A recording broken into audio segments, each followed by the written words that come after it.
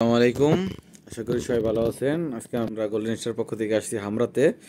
আমরা আমাদের রাজু ভাই উনি আমাদের গোল্ডেন স্টার কিছু ডোনেশন করছেন খাবার দিয়ে। আমরা এখন মারলিয়াস যাব।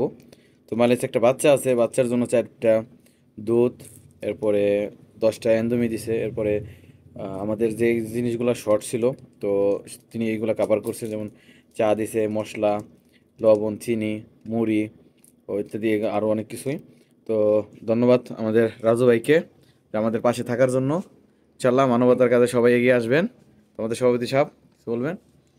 আলহামদুলিল্লাহ, যে একটা বাইক গোল্ড স্টারের ভিডিও দেখে আমাদের কাছে এই আবদারগুলো রাখছে, উনি এই খাবারগুলো দিচ্ছে।